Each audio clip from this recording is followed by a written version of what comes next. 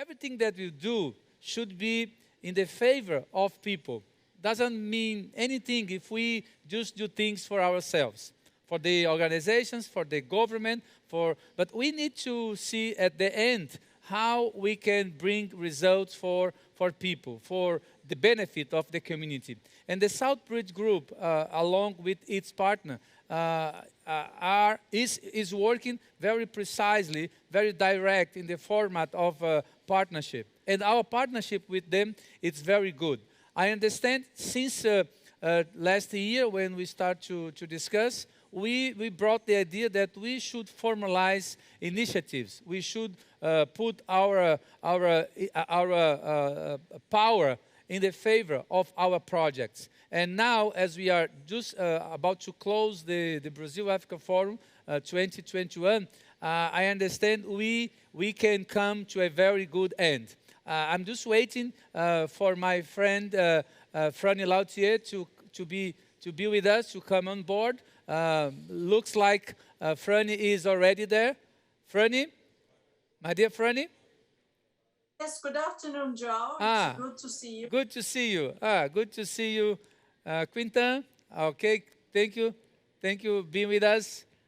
So, Franny, I know that we are now coming to the very end of the Brazil-Africa Forum, and I was saying that we started this conversation last year, and I'm so pleased that now we can announce practical results from your side. And I was saying since yesterday, and I mentioned this to Prime Minister Leo Guinzu, that we should be able to transform our ideas into actions. And I know SouthBridge is recognized around the world as an organization that brings ideas into action. So I pass the floor to you, Franny, so you are more than welcome to present what kind of action SouthBridge can present during these final moments of the Brazil-Africa Forum 2021. Thank you very much, Professor Monte, and I can say that I will pass the conversation over first to Mr. Lionel Zansu, who is the founder and managing partner of SouthBridge, and he will give a broad overview of the initiative that we are announcing today, because it is very much linked to the excellent work that you've been doing at IBRAF, and really to the theme of this year's forum, which focused on natural resource management issues, and especially that the forum comes after COP26 in Glasgow. So, Mr. Zinsu, over to you. Thank you, and good afternoon all. We are very pleased and honored to be with you for the conclusion of this very important forum, and we expect much to be able to partner with more and more players coming from Brazil. What we have learned during the pandemic and 2 difficult years has changed our daily practice. I think we are focusing far more, and Franny will comment a bit further on what has been shown and accelerated during the pandemics, and namely the problems of the people in terms of poverty, in terms of inequality of incomes, but also inequalities in well-being, in access to energy, for instance. This has been deteriorated during the pandemics. I mean, we have lost probably sort of 5 years of progress against poverty. And in our principal investment arm, which is managed by Franny, we focus a lot on everything related to SMEs, the private sector, but even the formal, small firms, and on the women, the role of the women in our economies. I mean, we have an informal sector, which, for instance, in West Africa, represent 90% of the job creation. So we really have to focus in terms of providing equity and microfinance debt or innovative solutions, for instance, blockchain, in order to sort of connect small farmers to the off-takers in the so important agricultural sector, we have a program of developing impact funds, and this will be commented. But after COP26, and given the level of knowledge, of know-how of Brazil, I would also underline the importance of everything we do in terms of forestry and carbon finance. We have created recently and announced during the Glasgow COP that we have created a carbon desk in order to far better use the assets of Africa, which are under managed, and especially in terms of forestry. And there, we think that there are enough in terms of financial resources on the market, but we have to create the intermediation. But it's also a question of knowledge. And if we could transfer from Brazil, which is probably 2 or 3 decades ahead of us in terms of management of the forestry, it would be an immense progress, because we have to define profitable and sustainable business models using the considerable, very, very significant for the planet resource and idle asset, which is the African forest, especially in Central Africa, but also in West Africa, where we have lost ground during the last 20 years and destroyed something like 80% of the primary forest. And this could be commented by our partner, Emmerich. And more importantly, for the well-being and reducing poverty, we think there are a lot of small projects, but very significant, and Quentin Sauzet will develop in terms of electrical mobility what we have recently achieved. But we work on many programs of access to energy. The people have to recover. Our economies will recover, but poverty has gained ground, and now it's a social issue.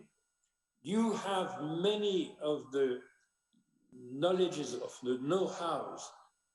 We will find on the market the financing, and we have the political will to go faster in terms of better income distribution and creating value chains in Africa using our idle assets. Thank you. I hand over to Franny, please, for the equity side. Thank you very much, Lionel. So, Professor Monte, I will just say a few words about what we are announcing today in the carbon space.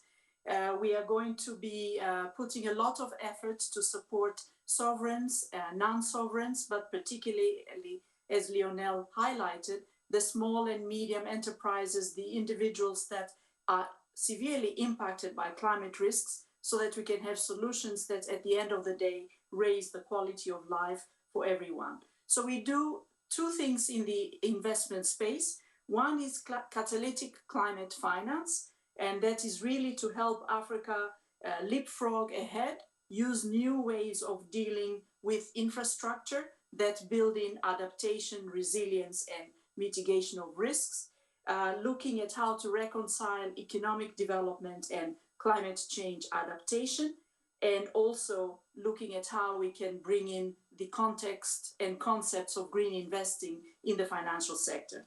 But some of the other things we do are indirect. So for example, we know that women and girls are more impacted by climate risks, and therefore everything that we do investing in SMEs and women and girls also has a climate action perspective to it. And similarly, when you look at equipment, because one of the fastest ways Africa can transform in terms of dealing with the future carbon footprint is to change its equipment fleet. And my colleague Quentin is going to talk about what we've done recently on the transport and mobility side. So I will end here by saying that this conversation we've had with you over 2 years now has given us an opportunity to consolidate in the ideas that we are bringing to the market right now. And we look forward to being with you in presence, as we say, next year, hopefully when COVID is much more under control and we can actually do this face to face. So Emeric will talk quickly about the advisory side and the carbon trading aspects as well, and forestry. Emeric, over to you for a quick brief. Thank you, Franny. Good afternoon, everyone. Thank you very much. It's an honor and a pleasure to be with you today. Let me be very clear by saying that carbon and decarbonization is now a key aspect of human life, especially for the children and the young generation. So what we have done is to have a conversation with all the main African countries at a very senior level and with a high political will to go forward and move in the right direction. The first thing we have defined is the optimization of the renewable energy sector. And by saying that, we want to be involved in forest, in solar, in wind, in hydro, and in geothermal.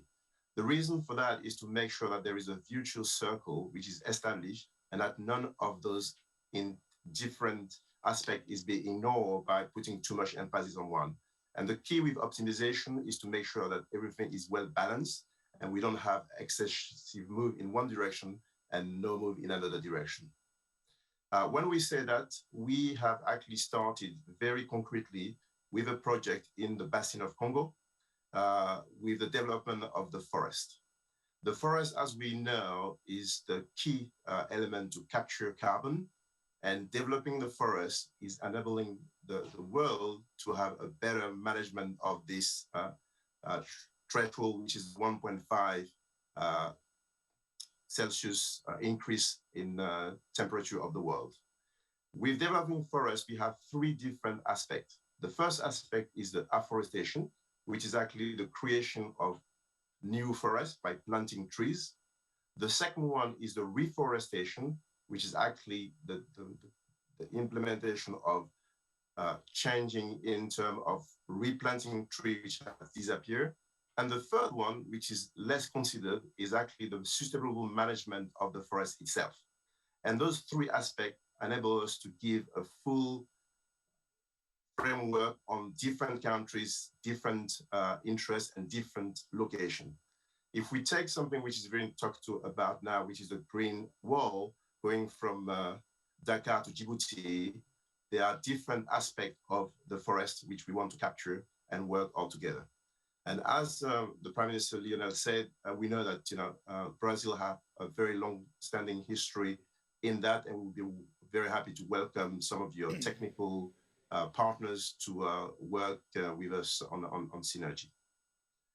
The last thing which I want to touch on quickly is the sustainable growth, which will come from the development of the renewable energy and also the management of the forest to bring to all the population a new way of life and additional growth from the synergy created. For example, develop some new sector in terms of education, develop some new sector in terms of investment, both from people on the local side and from international investors.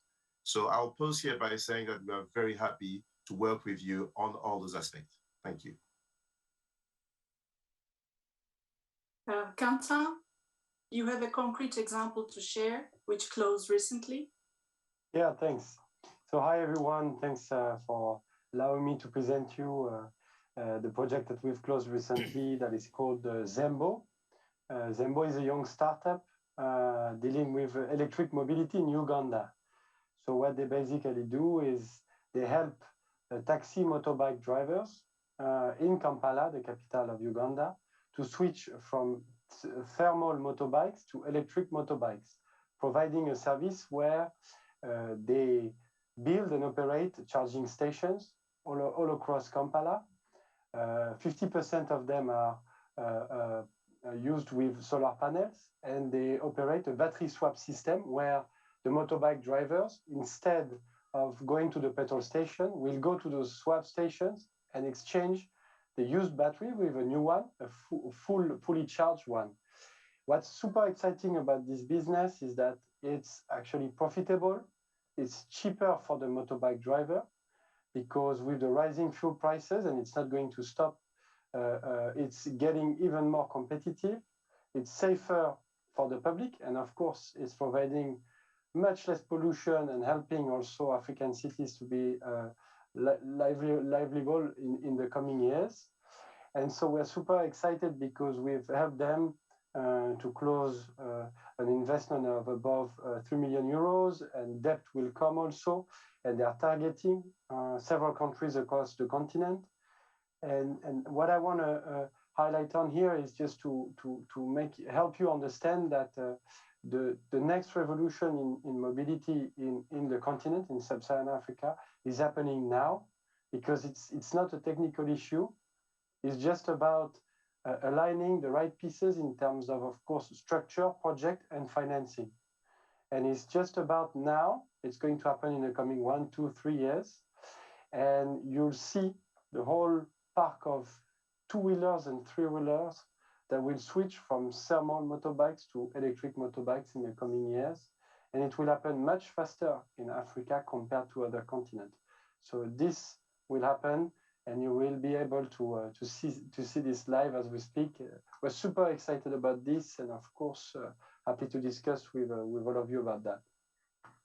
Thank you very much, Quentin and Emeric, and of course, Lionel from the beginning. Professor Monte, this wouldn't happen without the excellent partnership we've enjoyed with you, because we've been able to have this platform to share with you the exciting ideas that are linked to the theme of this year's Brazil-Africa Forum. It's been a fantastic 2 days with lots of brilliant ideas, and we hope that next year some other partners will be coming to announce the fruition of all their discussions and dialogue, so that we can continue to move forward and have an impact in real people's lives. So it's been wonderful partnering with you once again, and thank you for giving us the time to share this platform of announcements. Over to you, Professor Monte.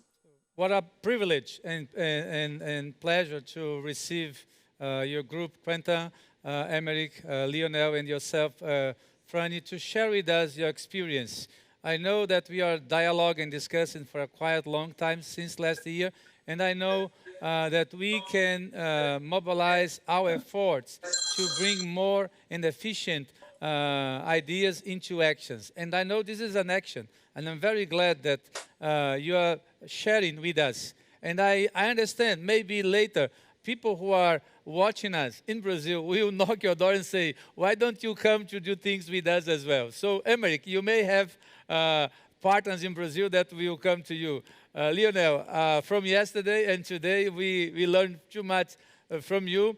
And I understand, Franny, what we put on the ground, the seed that we put on the ground last year, is now starting to be able to be harvested. And I see in a very confident way that next year, when the world hopefully will be different, we will have the opportunity to be united in Brazil for the edition of the Brazil-Africa Forum. But I understand we need to work right now. So now that you are bringing this experience, this good case and concrete case, I'm very happy that we are in a very easy way and very humble way, we can contribute to the partnership that we implement with SouthBridge. So once again, it was an honor and a privilege to have you at the closing moment of the Brazil-Africa Forum. Lionel, hopefully I can see you soon in Brazil.